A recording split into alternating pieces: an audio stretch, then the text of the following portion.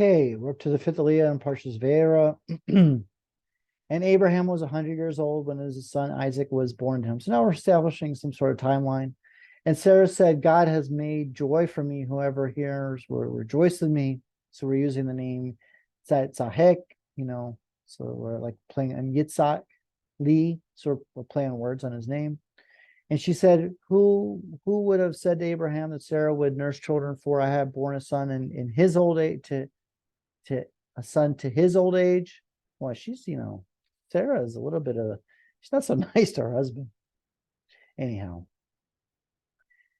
And the child grew and was weaned, and Abraham made a great feast on that day that Isaac was weaned. And Sarah saw the son of Hagar, the Egyptian, whom she had born to Abraham, making merry. So she hasn't even mentioned Ishmael. The name Ishmael hasn't really been said in a while, but now we know what we're talking about. And Sarah said to Abraham, drive out this handmaiden and her son, and the son of the handmaiden shall not inherit with my son, with Isaac. This isn't the first time that Sarah drove out Hagar. So because that's how, Hagar had been driven out before, when she first got pregnant. So this is about 13 years later. And the matter greatly displeased Abraham concerning his son, meaning Ishmael. And God said to Abraham, be not displeased concerning the lad and concerning your handmaid. Whatever Sarah tells you, hearken to her voice, for Yitzhak will be called your seed. These are extraordinarily important verses in the Torah and in Judaism.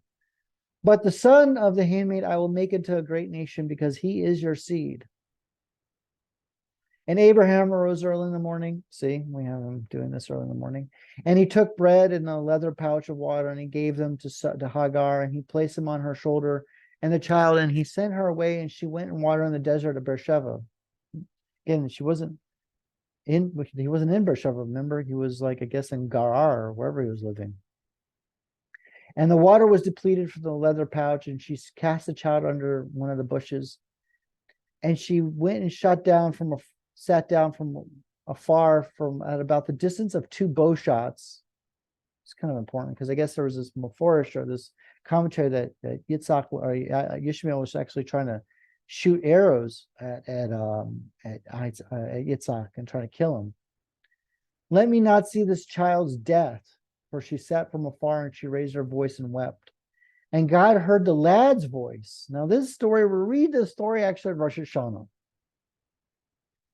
And the angel of God called to Hagar from heaven and said to her, what is troubling you, Hagar? Fear not, for God has heard the lad's voice in the place where he is. This is a fundamental teaching in Judaism, that you're judged actually in the moment.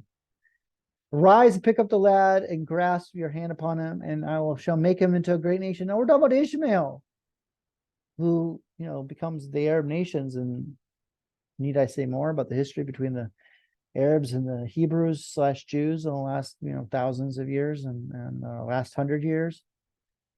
And but Ishmael's blessed. Okay, he has a blessing. He has Brit Milah. God speaks to his mom.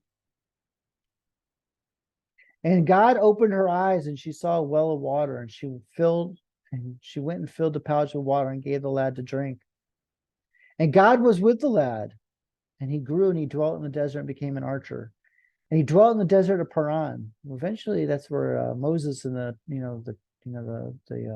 Hebrew people, the Israelites, who spent a lot of time in this desert. This is what kind of desert is this? Is this like the deep desert, or is this like a desert that's sort of like on the edge of civilization?